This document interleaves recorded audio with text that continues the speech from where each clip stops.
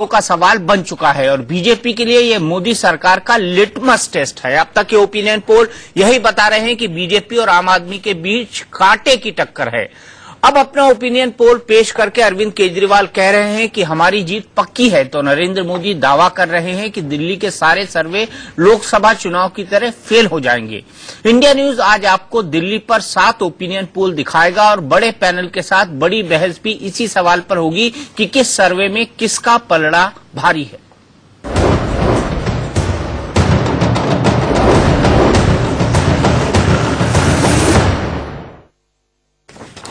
तो इस बड़ी बहस में मेरे साथ जुड़ गए हैं। 7 ओपिनियन पोल पर हम बात करेंगे, 7 सर्वेस पर हम बात करेंगे और अंत में हम आपको बताएंगे कि इन सर्वे का निचोड़ क्या है। यानी अगर इन सर्वे को जोड़ लिया जाए और उनका मध्य निकाला जाए तो किस पार्टी की सरकार बन रही है।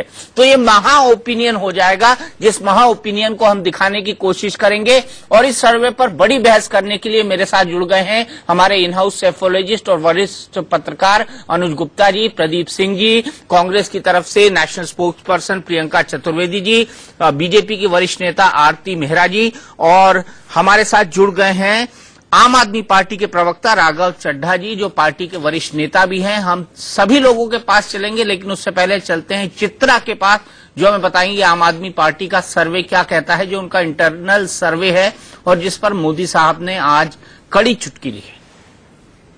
बिल्कुल कड़ी चुटकी ली है दीपक जी, और सबके मन में इस वक्त ये सवाल है, अब की बार दिल्ली में किसकी सरकार। इंडिया न्यूज आज महा ओपिनियन पोल दिखा जा रहा है, एक एक करके आम आदमी पार्टी का सर्वे क्या कहता है, बीजेपी, इंडिया न्यूज, सिस्टोन, इसके अलावा तमाम जो दूसरे भी ओपिनियन पोल सामने आए हैं, एक एक करके हम आपको बताएंगे और उसके बाद निकालेंगे औसत। लेकिन सबसे पहले बात कर लेते हैं आम आदमी पार्टी की, चूंकि आज सीधे सीधे प्रधानमंत्री नरेंद्र मोदी की ओर से टिप्पणी की गई है और कहा गया है कि बाजारू लोग सर्वे करते हैं। क्या कहता है आपका सर्वे? आंकड़े आपके सामने हैं। आम आदमी पार्टी खुद को 51 सीटें दे रही है, सीधे सीधे आप देख पा रहे हैं, जबकि बीजेपी को सिर्फ 15 सीटें देती हुई दिखाई दे रही है आम आदमी पार्टी, और कांग्रेस प्लस अदर्स को सिर्फ 4 सीटें। और अगर इस तरह की तस्वीर रही तो यहां पर जनता को हम बता दें 1998 की तस्वीर एक तरह से दोहराई जाएगी, लेकिन उस समय आम आदमी पार्टी नहीं थी। 52 सीटें कांग्रेस पार्टी को मिली थी, 15 मिली थी बीजेपी को और अन्य के खाते में 4 सीटें गई थी। तो इस तरह की तस्वीर उभरकर सामने आएगी दीपक जी, और सबसे ज्यादा दिलचस्प यही है कि खुद को आम आदमी पार्टी 51 सीटें दे रही है, बीजेपी को 15, 4 अदर्स को, जबकि आपके साथ इंटरव्यू में अरविंद केजरीवाल ने आज ही कहा है, लिखित में आपको दिया है कि कांग्रेस पार्टी 0 लेकर आ रही है। जी हाँ, लिखित में दिया है चित्रा, ये बड़ी दिलचस्प बात है। और उन्होंने मेरे साथ डिनर की शर्त भी लगाई है कि अगर 0 से ज्यादा सीटें कांग्रेस पार्टी को आती है तो वो मुझे डिनर कराएंगे, और कांग्रेस को उनके ही सर्वे में आ रही है 4 सीटें। तो राघव, अरविंद केजरीवाल ये डिनर हारने वाले हैं?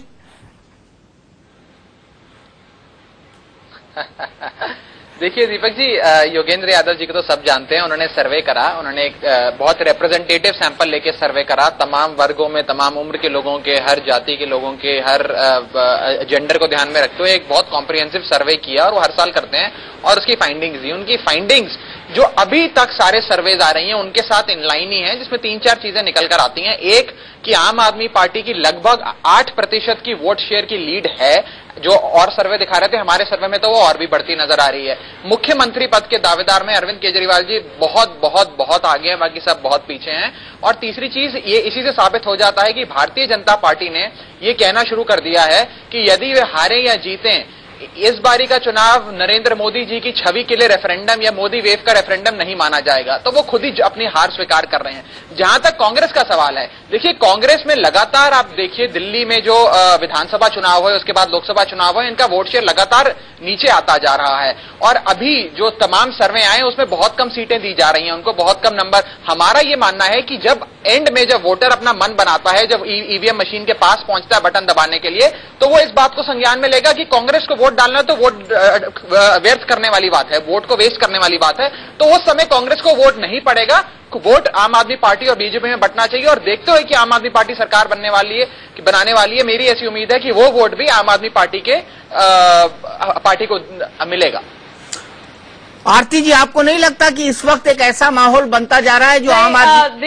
दीपक जी पहले मुझे जवाब देने दीजिए प्लीज। अच्छा प्रियंका जी, आम आदमी पार्टी मेरी पार्टी के बिहाफ पे भी बोली जा रही है और आप उनको टोक नहीं रहे हैं। मुझे मेरी पार्टी का पक्ष पेश करने दीजिए। आप लोगों ने सबसे शुरू में अच्छा, मुझे बता दीजिए मैं अपनी शर्त जीतूंगा या हारूंगा? वो तो टाइम बताएगा। हमने देखा है योगेंद्र यादव जो अपनी सीट को नहीं बचा पाए, वो प्रिडिक्शन कर रहे हैं आम आदमी पार्टी को 51 पे क्यों रुक गए, 70 देना चाहिए था उनको, चलिए 51 दिए। वो अब बेट लगा रहे हैं दूसरों को लेकर, दूसरी पार्टियों को लेकर। तो मैं उनसे यही कहूंगी, जो अरविंद केजरीवाल अपनी वाराणसी में सीट नहीं बचा पाए, योगेंद्र यादव अपनी सीट हरियाणा में नहीं संभाल पाए, वो प्रिडिक्ट करेंगे कि कांग्रेस को कितनी सीट आएंगी, उनके प्रिडिक्शन से हम काम करेंगे। तो आप अपना डिनर भूल ही जाइए, आप अपना डिनर भूल ही जाइए। नहीं, वो कराएंगे ना मुझे, मैं क्यों भूल जाऊं? जब इलेक्शन मैं कैसे भूल सकता हूं? नहीं, आप मैं शर्त मेरी ये लगी है कि कांग्रेस पार्टी सीटें लेकर आएगी। शर्त मेरी ये लगी है कि कांग्रेस पार्टी सीटें लेकर आएगी, तो मैं डिनर क्यों भूलूं? तो डिनर अरविंद केजरीवाल आपको 0 पे देंगे ना कांग्रेस का। तो मैं आपको यही बता रही हूँ। तो अरविंद केजरीवाल जितने कॉन्फिडेंस अभी बैठे हैं, इतनी कॉन्फिडेंस उन्हें वाराणसी इलेक्शंस में भी दिखाई थी, इतनी कॉन्फिडेंस योगेंद्र यादव जी ने अपने हरियाणा चुनाव में भी दिखाई थी। तो अपना कॉन्फिडेंस वो अपने पास रखें, अपनी डिनर बेट वो अपने पास रखें। कांग्रेस को जहां तक हमारा ख्याल है और जहां तक हमारे काम है, हम ग्रास रूट्स पे जो भी हमारा काम हो रहा है, जो भी सीट आएंगी, जिस तरीके से राघव चड्ढा कहने की कोशिश कर रहे हैं कि सिर्फ 2 पार्टियों का वो होगा, एंड में रिजल्ट होगा, वो हम सबको सरप्राइज करेंगे और इन सारे आंकड़ों को सरप्राइज करेंगे। राघव, मैं आपके पास आऊं उससे पहले आरती के पास चलता हूं। आरती, इनके सर्वे में कॉन्फिडेंस झलकता हुआ दिखाई दे रहा है आपको?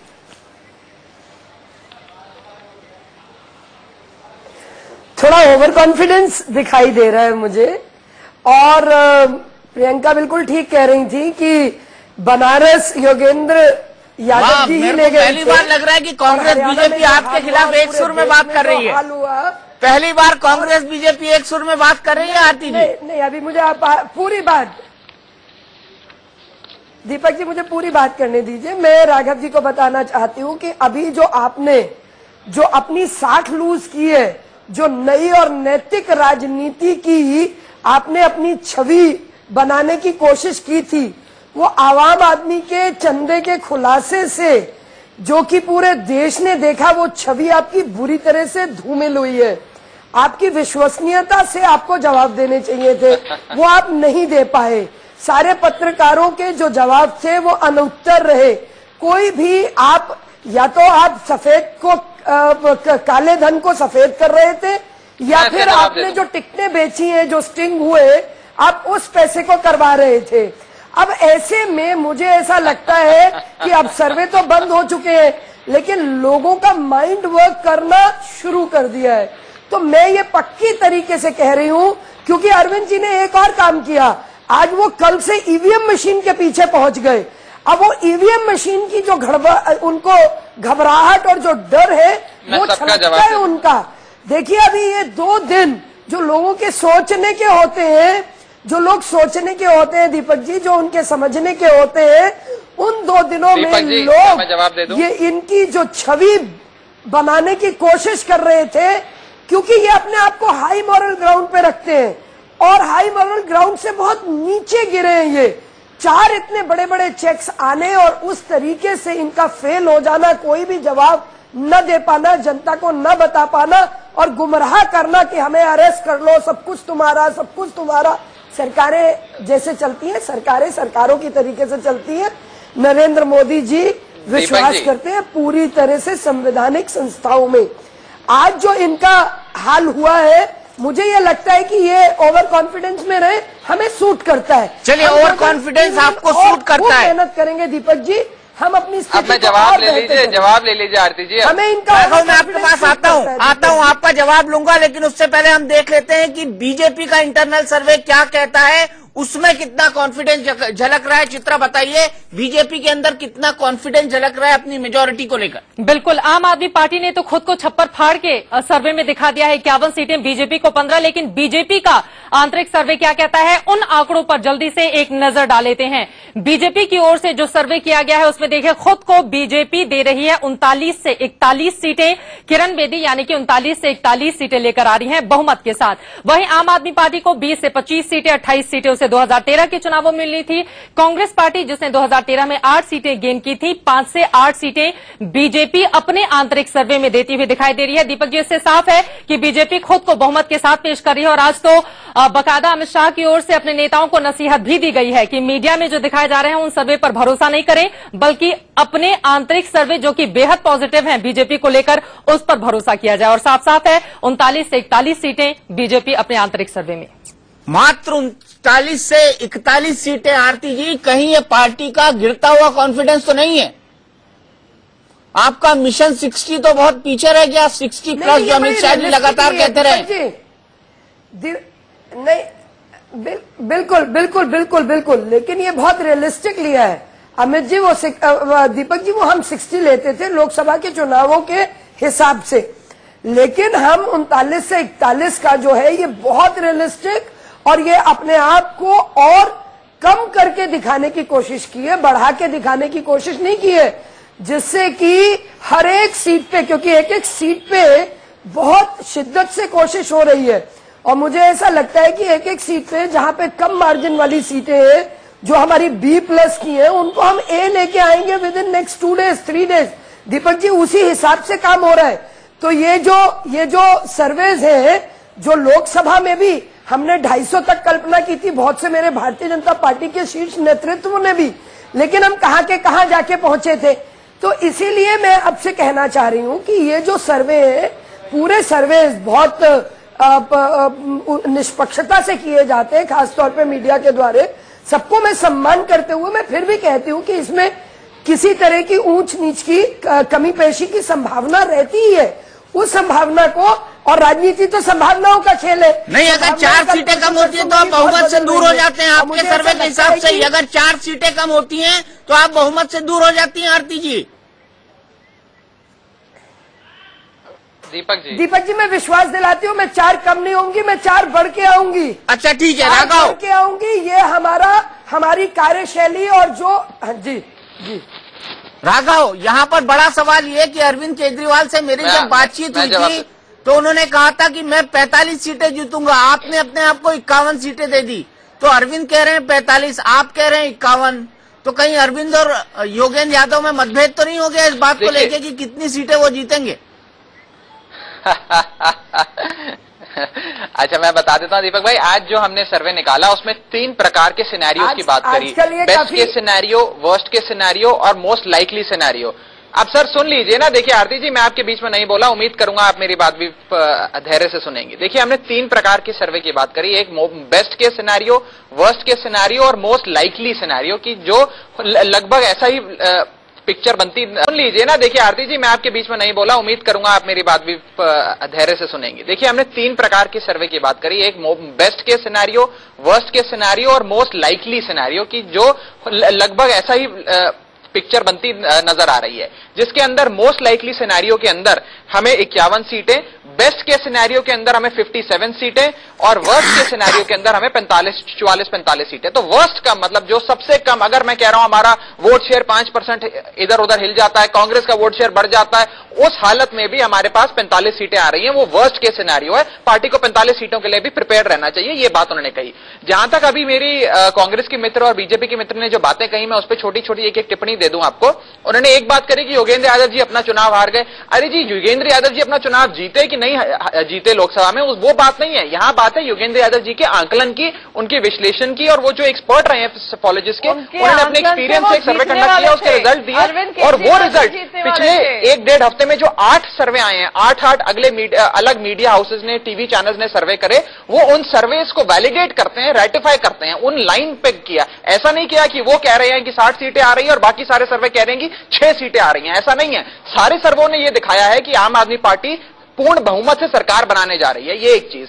दूसरी चीज, आज अभी इन्होंने कहा फंडिंग को लेकर, इन्होंने आरती जी ने कहा, देखिए मैं आज आपके चैनल पे स्पष्ट कर दूं, पिछली बार भी दिसंबर 2013 में जब दिल्ली के चुनाव हुए थे, तो एक बाप नामक संस्था ने स्टिंग करा, खूब कीचड़ उछालने की कोशिश करी हम पे, और अब भी चुनाव से 4 दिन पहले एक संस्था ने, जो भारतीय जनता पार्टी की एक संस्था है, उसने हम पे कीचड़ उछालने की कोशिश करी। मैं आज चुनौती देता हूं भारतीय जनता पार्टी के नेता को कि एक सेक्शन, एक ऐसा मेरे को कानून बता दें जिसके अंदर आम आदमी पार्टी ने गलती करी हो, चाहे इंडियन पीनल कोड में हो, चाहे रिप्रेजेंटेशन ऑफ पीपल एक्ट में हो, चाहे इनकम टैक्स में हो, एक ऐसे कानून की धारा बता दे जहां पे आम आदमी पार्टी ने गलती करी हो। ये रहा एक चीज।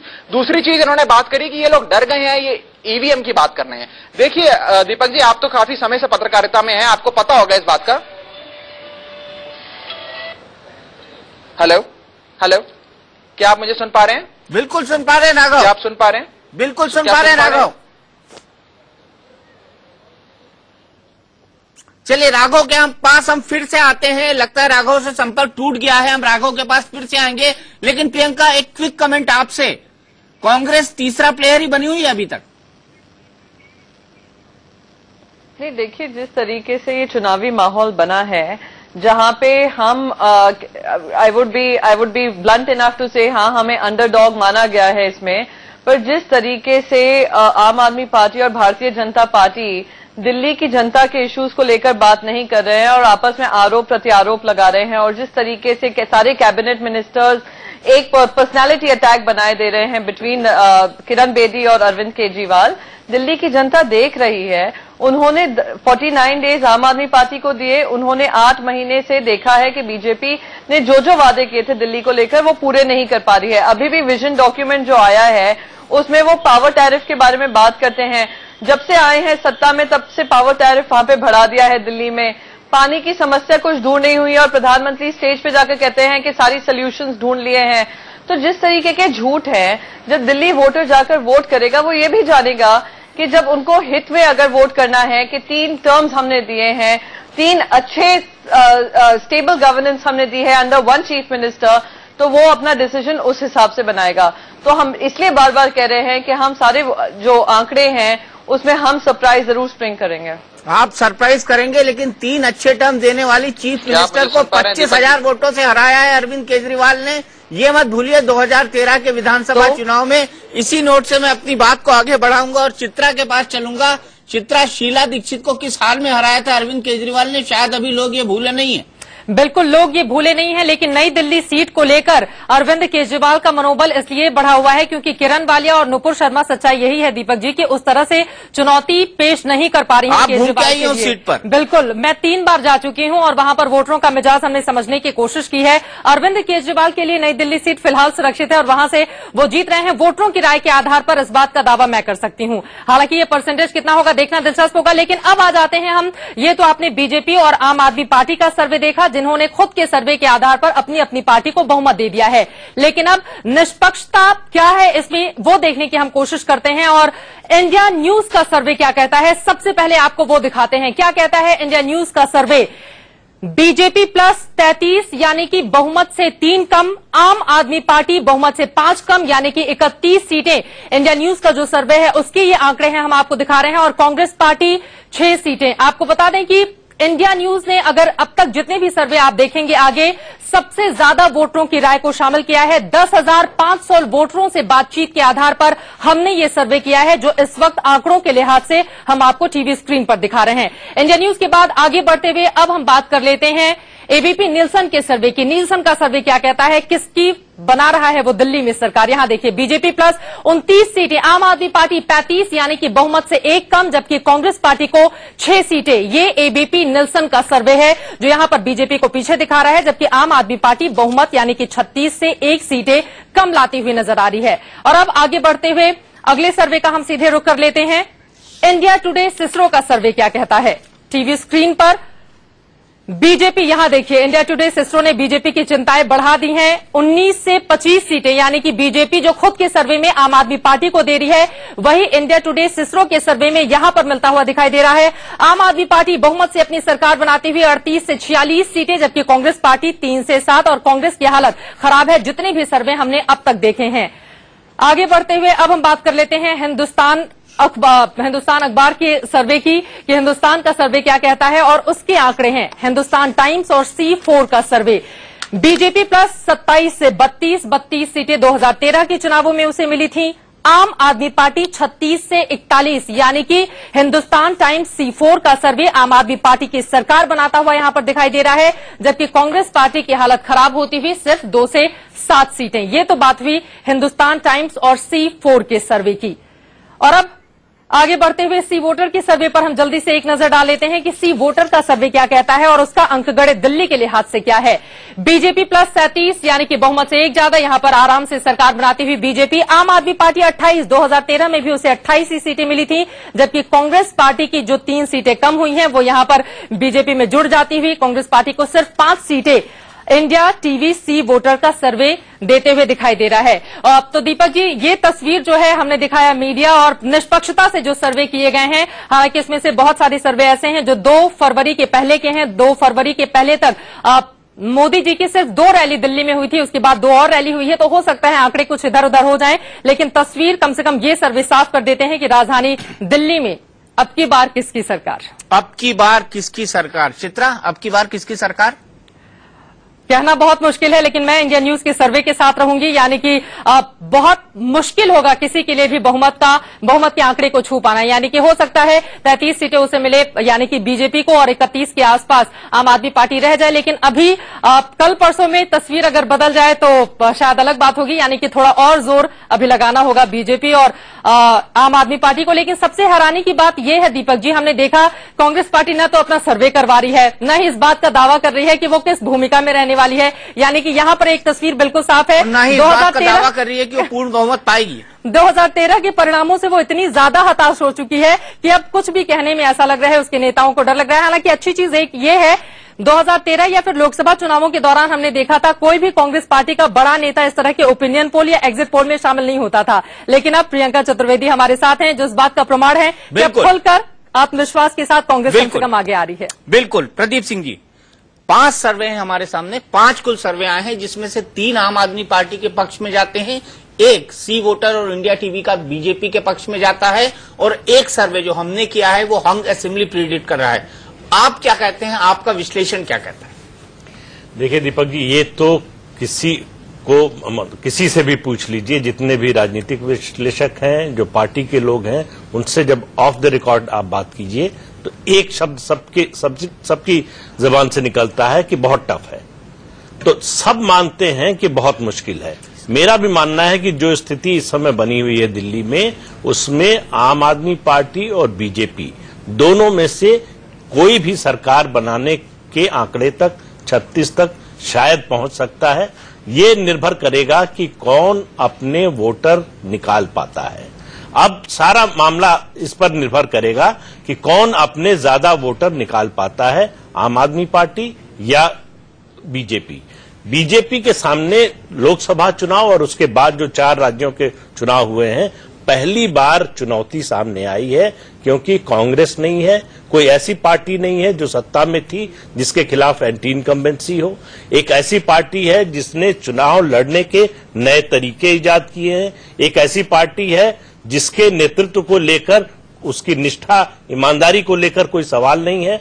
तो ऐसे में बीजेपी के लिए पहला कड़ा मुकाबला लोकसभा चुनाव के बाद ये चुनाव उपस्थित करते हैं। कांग्रेस की जहां तक देखिए, 67 साल में शायद ये पहला मौका होगा जब बीजेपी को कांग्रेस की इतनी जरूरत है। बीजेपी की सारी कोशिश है कि किसी तरह से कांग्रेस के वोट बढ़ें, सीटें भी बढ़ जाए तो कोई हर्ज नहीं है, क्योंकि उसको अपना रास्ता आसान होता हुआ तभी दिखता है। अरविंद केजरीवाल ने आपके साथ जो शर्त लगाई है वो भी उनके प्रचार का एक हिस्सा है। बिल्कुल, मैंने यही कहा था। दूसरी लाइन उन्होंने लिखी थी कि मैं जनता से अपील करता हूं, वो नोट हम लगातार दिखा रहे हैं, एक बार फिर से दिखाएंगे कि अपना वोट कांग्रेस को देकर बर्बाद ना करें। तो मैंने कहा ये तो आपने पॉलिटिकल स्टेटमेंट दे दिया, जो आपने इस्तेमाल कर लिया मेरा। मैंने उनसे कहा आपने इस्तेमाल कर लिया मेरा। बोले भाई मैं पॉलिटिकल आदमी हूं, पॉलिटिकल काम ही तो करूंगा। मतलब जो वोटर अभी दुविधा में है कि कांग्रेस को वोट दें या आम आदमी पार्टी को दें, दोनों में से किसी एक को चुनना है, उसके सामने उन्होंने स्थिति स्पष्ट की है कि कांग्रेस को वोट देने का फायदा नहीं है। लेकिन कांग्रेस की पिछले कुछ दिनों में जो मीटिंग्स हुई हैं, रैली हुई हैं, उनमें भीड़ दिखाई दे रही है। अब वो वोट में कन्वर्ट होगी नहीं होगी ये किसी को पता नहीं है। लेकिन निश्चित रूप से कांग्रेस इस बार, जो आपने बात कही कि पहली बार है शायद जब सरकार बनाने के दावे के साथ चुनाव लड़ती हुई नहीं दिखाई दी। ये देखिए अरविंद केजरीवाल की हैंडराइटिंग और उन्होंने जो नोट लिखकर दिया है मुझे। अनुज जी, मैं आपके पास आऊंगा, आपका स्पेशल कमेंट लूंगा कि वाकई आपके दावे में कितना दम नजर आ रहा है। आप आपके सेफोलॉजिकल कॉन्टेस्ट में कितने % वोट स्विंग आपको नजर आ रहा है इस चुनाव के अंदर, कितना कांग्रेस से हटेगा, कितना आप में जुड़ेगा और क्यों जुड़ेगा, इस ब्रेक।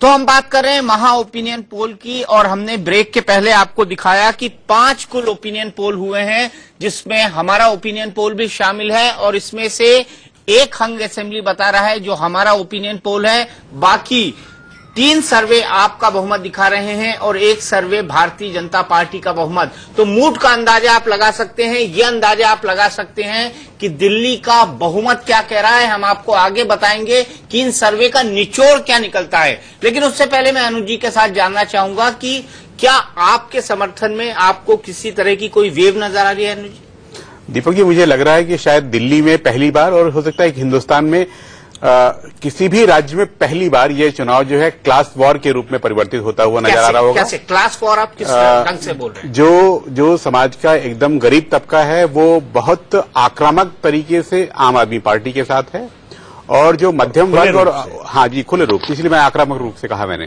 कि वो दूसरे लोग देख भी ले तो फर्क नहीं पड़ता, और जो समाज का मध्यम वर्ग या उच्च मध्यम वर्ग है उसका रुझान पूरी की मोटे तौर पर अधिकांश रूप से वो भाजपा की तरफ है।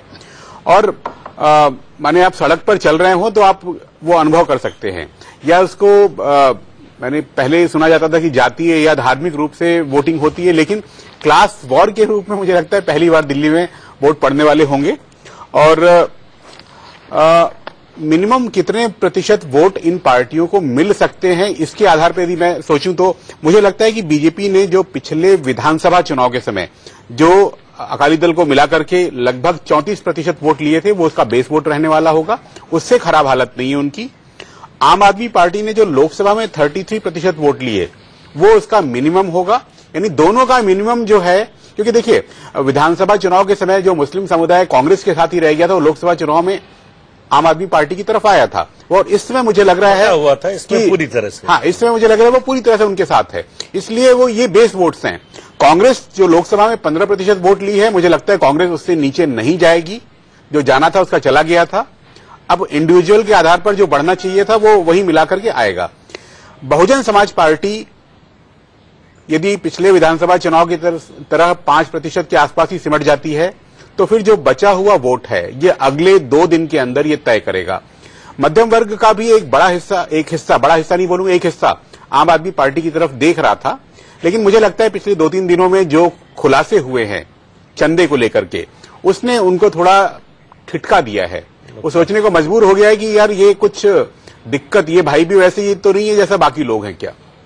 इस कारण से मुझे लगता है कि चुनाव बहुत कांटे का है, अगले 2 दिन बहुत महत्वपूर्ण होंगे।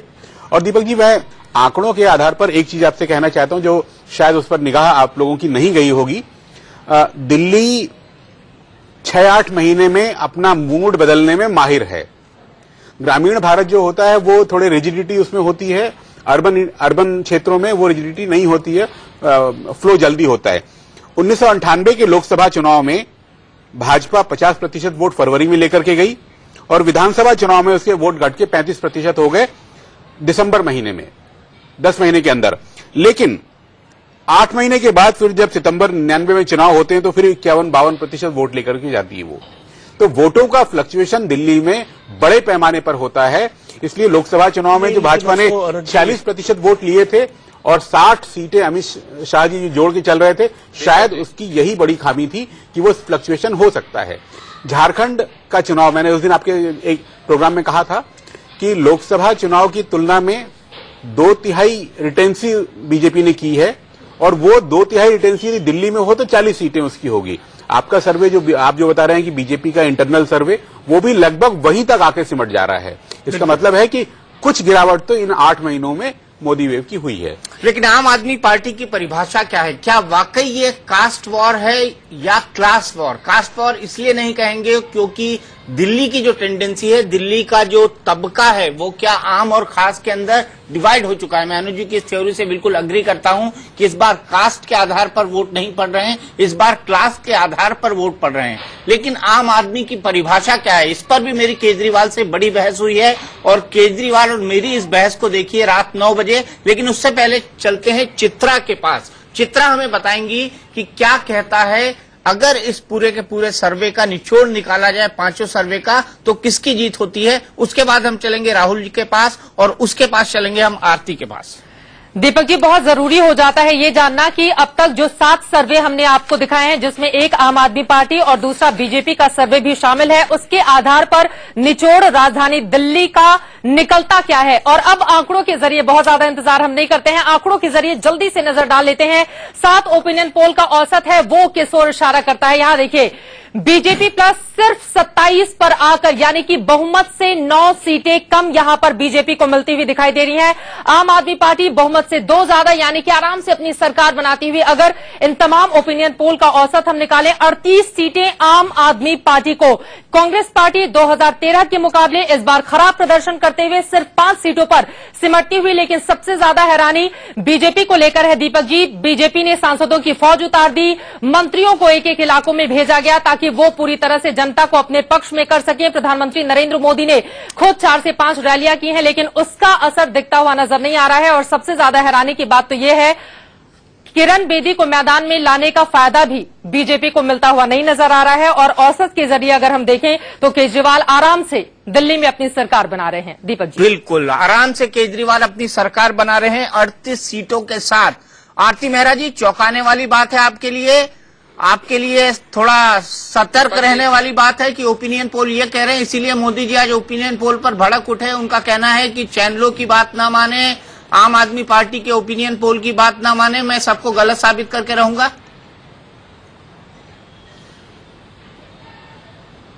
नहीं, बिल्कुल सतर्क तो रहना ही चाहिए। ये चुनाव का समय है और चुनाव में सतर्क नहीं रहे, उसमें पूरी तरह से चौकन्ने नहीं रहे तो कब रहेंगे। तो चौकन्ना रहना भी अच्छा है और हर कमी को देखते हुए उस पर काम करना भी बहुत अच्छा है। तो जो आपके ये एक जो निचोड़ निकल के आया, मुझे ऐसा लगता है कि पहले भी चुनाव के बहुत सारे नतीजे आए और वो जिस तरीके से, चाहे वो लोकसभा चुनाव के थे, चाहे आप योगेंद्र यादव जी के ही ले लीजिए सर्वेस, जिन्होंने ये दिखाया कि अब तो हम भारत में लोकसभा में जबरदस्त तरीके से आ रहे हैं जैसे हम दिल्ली में आ रहे हैं। ये उनकी सोशियोलॉजी की उनकी पूरी ट्रिक्स कहती थी। लेकिन क्या हाल हुआ वो देखा। पिछली बार भी ये अपने आप को 50 दे रहे थे, लेकिन ये 28 आए। फिर भी ना चुनौती देते हुए, अपने काम की तरफ आंख रखते हुए, मैं भारतीय जनता पार्टी की सिपाही और मेरे साथ लाखों और सिपाही जुटे हुए हैं एक एक सीट को जिताने के लिए। हमें घर घर पहुंचना है, जो हम जा रहे हैं हमें एक एक वोटर तक अप्रोच करना है और बताना है कि घोटालेबाजों को और जिस तरह से गुमराह करने वालों को, 49 दिन में भागने वालों को, और जो सबको झूठ कहते हैं, सिर्फ अपने आप को ईमानदार कहते हैं। जैसे वो कहते हैं ना AK-47 बड़ी डेंजरस होती है, तो 49 दिन में भागने वाले AK-49 भी बड़े राजनीति के लिए बड़े डेंजरस हैं। AK-49 अराजक है और संवैधानिक संस्थाओं को नहीं मानते हैं। जी, अब हमारा भी जवाब ले लेंगे। इसलिए आने वाला समय दिल्ली के लिए बहुत जरूरी है कि एक स्थिर सरकार मिले, एक पूर्ण बहुमत की सरकार मिले, बहुमत वाली सरकार मिले, ठीक है, संवेदनशील और विश्वसनीय सरकार मिले। उसके लिए बहुत जरूरी है कि भारतीय जनता पार्टी आए। बिल्कुल, पर आपके नंबर नहीं दिख रहे ओपिनियन पोल पे। राघव, मैं आपसे जानना चाहता हूं, यहाँ पर जो सबसे बड़ा सवाल है वो ये है कि इन ओपिनियन पोल में प्लस माइनस कुछ % का अंतर रह जाता है। अगर आप बहुमत से दूर रह गए तो क्या करेंगे ऐसे में? मैं एक 2-3 चीजें हैं, मेरे को थोड़ा मौका दीजिएगा। पिछली बार भी लाइन डिस्कनेक्ट हो गई थी, तो मुझे नहीं पता आप कहां तक हमारा वक्तव्य सुन पाए। देखिए, भारतीय जनता पार्टी ने अभी आपके एक पैनल पे किसी विशेषज्ञ ने कहा कि एक मिडिल क्लास का हिस्सा है जो भारतीय जनता पार्टी की तरफ खिंचता जा रहा है या जाता रहता था। देखिए, भारतीय जनता पार्टी ने इस बार जिस प्रकार की नेगेटिव नकारात्मक राजनीति करी है और अरविंद केजरीवाल और आम आदमी पार्टी पर जिस प्रकार की ओछी टिप्पणियां करी है, अभद्र भाषा गालियों का प्रयोग करा गया है, उससे उनका वो एस्पिरेशनल मिडिल क्लास, एस्पिरेशनल मध्यम वर्ग भी उनसे खिंचता जा रहा है और वो आम आदमी पार्टी की तरफ आ रहा है। देखिए, आम आदमी पार्टी की जहां तक विचारधारा का सवाल है, हमारी विचारधारा बिल्कुल स्पष्ट है कि हम अंतिम क्रम में खड़े अंतिम इंसान के आंसू पोंछना चाहते हैं। हम वर्गों में, क्लास वॉर, कास्ट वॉर में किसी भी कॉन्स्टिट्यूंसी या किसी भी इलेक्टोरेट को नहीं बांटते। ये रही पहली बात। दूसरी बात, एक आपके विशेषज्ञ ने उठाई फंडिंग को लेकर कि शायद कुछ वोटर्स को उसका इंपैक्ट पड़ा हो। मैं आपको स्पष्ट कर दूं, भारतीय जनता पार्टी या कांग्रेस पार्टी एक ऐसी कानून की धारा बता दे इंडियन पीनल कोड में, रिप्रेजेंटेशन ऑफ पीपल एक्ट में या इनकम टैक्स एक्ट में, जहां पे आम आदमी पार्टी ने गलती करी है।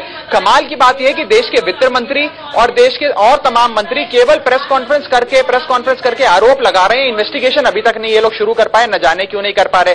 आपको दीपक जी याद होगा, दिसंबर 2013 में जब दिल्ली विधानसभा के पिछले चुनाव हुए थे, उनसे भी चुनाव से 4 दिन पहले एक बाप नामक संस्था सामने आई थी जिसने फर्जी स्टिंग कर रहे थे और फर्जीवाड़े करके आम आदमी पार्टी की जो छवि है उसको धूमिल करने की कोशिश करी थी। इस बार भी हम कुछ ऐसा ही देख रहे हैं कि चुनाव से 4 दिन पहले कुछ खुलासे करे जाते हैं, कुछ कहानियां बनाई जाती हैं। वो भी वो जैसा भी मेरा मानना है कि दिल्ली की जनता बहुत पॉलिटिकली एस्ट्यूट है, वो सारी बात समझती है। सुन लीजिए, मेरे को मेरी बात खत्म करने दीजिए दीपक जी, फिर मैं आपसे इजाजत भी चाहूंगा। जहां तक ईवीएम की आरती जी ने पिछले सेगमेंट में बात करी, ईवीएम मशीन की, कि ये लोग अपनी हार मान चुके हैं, मैं 2 चीजें इस पे कह दूं। देखिए, हार तो भारतीय जनता पार्टी मान चुकी है। वेंकैया नायडू जी का आज बयान आया है कि दिल्ली में जो भी नतीजे आएंगे उनसे प्रधानमंत्री का कुछ लेना देना नहीं है। वो प्रधानमंत्री जी की पॉपुलैरिटी पे, उनकी लोकप्रियता पे रेफरेंडम नहीं माना जाएगा, तो वो पहले ही लगता है राघव से हमारा संपर्क टूट गया है। उनसे फिर संपर्क जोड़ने की कोशिश करेंगे हम, लेकिन फिलहाल रुकते हैं एक ब्रेक के लिए। ब्रेक के बाद हमारी ये चर्चा जारी रहेगी।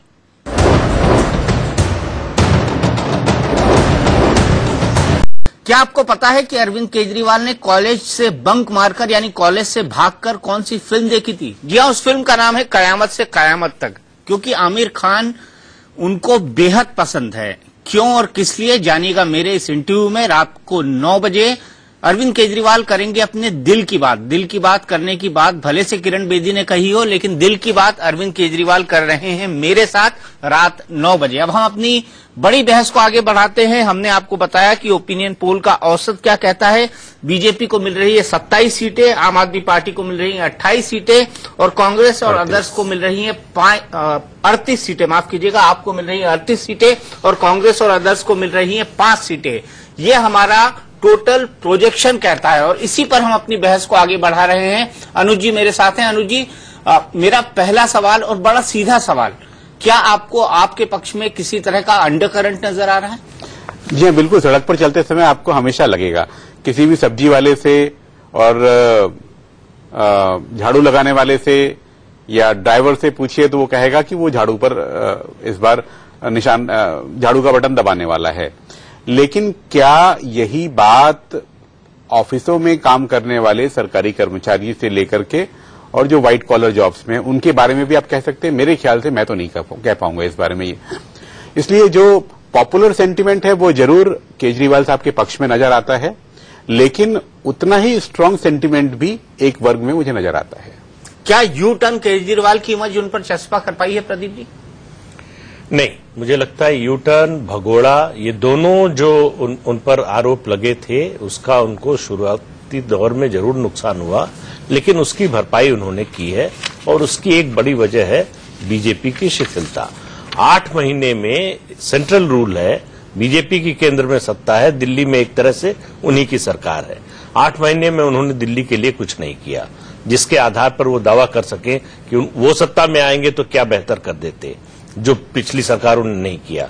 तो उसका एक बड़ा नुकसान बीजेपी को निश्चित रूप से हो रहा है और वो देखिए अरविंद केजरीवाल के पक्ष में एक आम माहौल बना हुआ है कि एक मौका देना चाहिए, एक मौका इनको फिर देना चाहिए। इन्होंने गलती की, उस समय अनुभव नहीं था, अब उस गलती को इन्होंने स्वीकार कर लिया है, तो इसलिए इनको एक मौका और देना चाहिए। लेकिन एक चीज, लोकसभा चुनाव और उससे पहले विधानसभा चुनाव जो 2013 में हुए, तब से अब में बीजेपी के खिलाफ ऐसा कोई मुद्दा या ऐसा कोई माहौल नहीं बना है कि लोग एकदम नाराज हो जाएं कि बीजेपी को किसी हालत में नहीं लाना है कि 10 और 15 सीट पर चली जाए बीजेपी। तो इसी वजह से मुझे लगता है कि आखिर में फैसला होगा कि कौन अपने वोट निकाल पाता है। ये बहुत टाइट फिनिश होने वाली है। एक उम्मीद जगाई थी भारतीय जनता पार्टी ने एक उम्मीद जगाई थी। मैं वही जानना चाहता हूं कि क्या वो उम्मीद क्या निराशा में बदली है, मैं जानूंगा। लेकिन उससे पहले आपने जो सबसे वैलिड सवाल उठाया है कि 8 महीने में भारतीय जनता पार्टी ने जो राष्ट्रपति शासन लगा हुआ था उसके समय में केंद्र सरकार के मार्फत क्या क्या करवाया।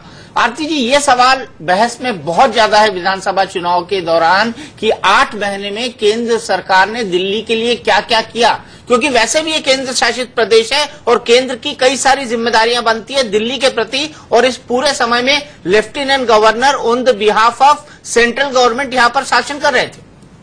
आपकी 8 महीने की क्या उपलब्धियां?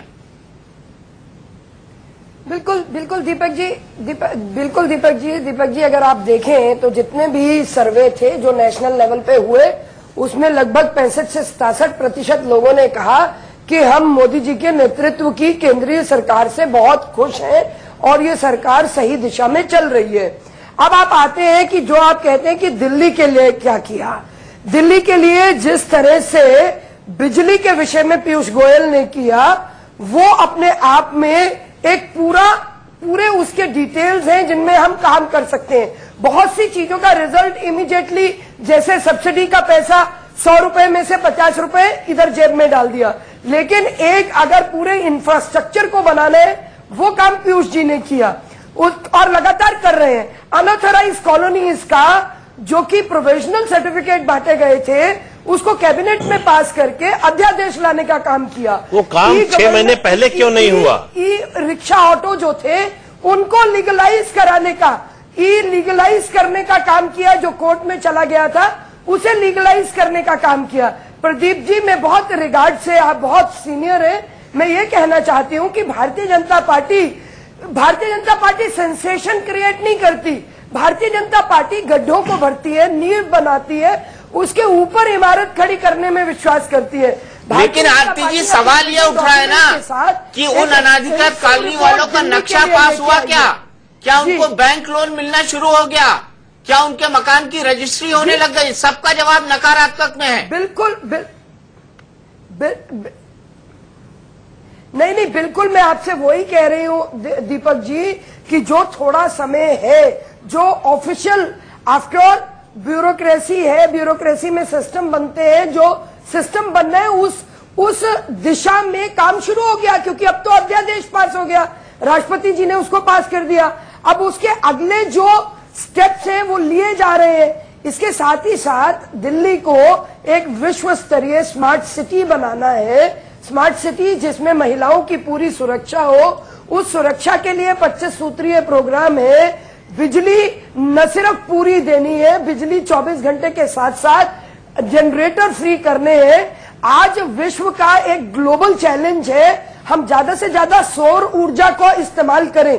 सौर ऊर्जा अपने आप में वैकल्पिक जो एनर्जी है, ऑल्टरनेट एनर्जी इतनी जरूरी है। उन मुल्कों में देखिए जहां पे सूर्य भगवान विजिटिंग प्रोफेसर की तरह आते हैं, वहां पे उन्होंने इतना पैनल लगाए हैं। आज ये सपने दिखाने वाली बात हुई। आज ही दिल्ली के पास छत नहीं और आप उनको कह रहे हैं कि सोलर एनर्जी के लिए आप पैनल लगा लीजिए छत के ऊपर।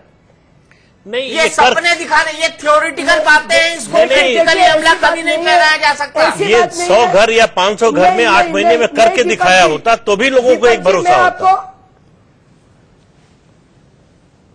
दीपक जी ऐसा है कि सौर की एनर्जी को चैनलाइज करना हमारा धर्म है और हमें करना है। यमुना की सफाई को करना हमारा धर्म है और हम करके दिखाएंगे।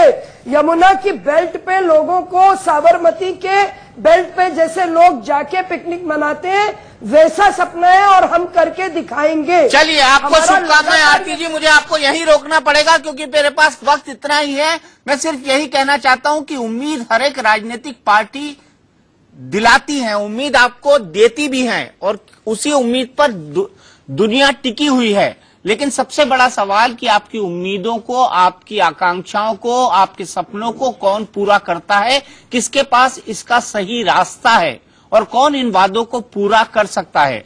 इलेक्ट्रॉनिक वोटिंग मशीन को जब आप दबाने जाएं तब इसके बारे में जरूर सोचें और 7 तारीख को अपना वोट जरूर डालें।